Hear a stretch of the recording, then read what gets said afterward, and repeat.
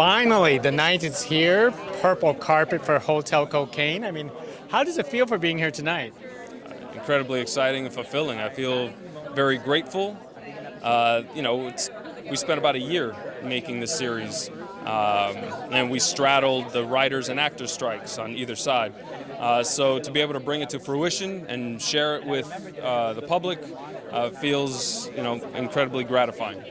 Now, I want to say your job on this series is difficult because you're not just playing one character, but I feel like you're playing three characters. One at the club, one in the crime stuff, and then one at home. How do you balance all of that, especially mentally for you? I never really thought of it that way, but I think you're right. I think that being able to compartmentalize his world is something that Roman Compte does well. But I think the way I do it is I rely on the writing by Chris Brancato, Michael Paynes, and our incredible writing staff. I rely on Guillermo Navarro, our producing director, on Sarah Seligman, on Fernando Rosvar, our other fantastic dynamic directors, on a crew that is stellar from makeup and hair, with Elvia Felix and Estrella, to our wardrobe designer, Adela Cortazar, to our set design with Raimundo Cabrera. You can tell this is a team effort. So how it is that I'm able to do it is that I rely on the people around me, on this fantastic international cast. It's just, it's an embarrassment of riches, and I feel very lucky to be able to play this character.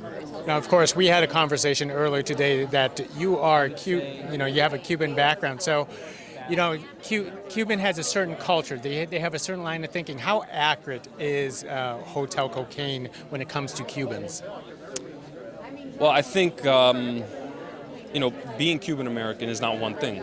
And I think if you ask 10 Cuban Americans what being Cuban American is, you might find some similarities, but you'll find some differences, right? I don't think any one show can really capture the totality of the experience of being Cuban American.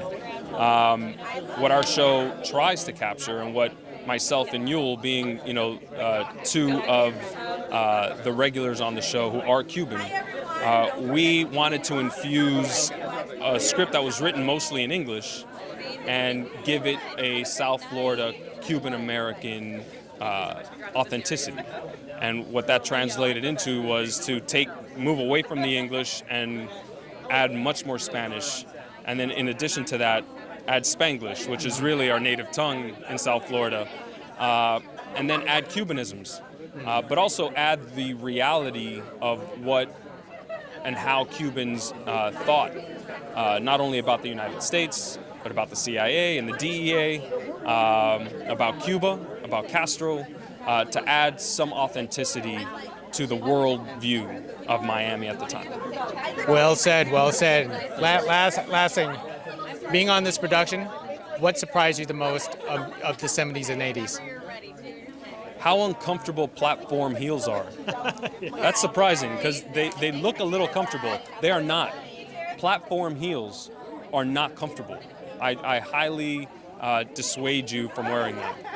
They look cool, but they're going to cause you some back pain. Well said. Thank you very much, Danny. Nice, great to see you again. Thank you. Thank you.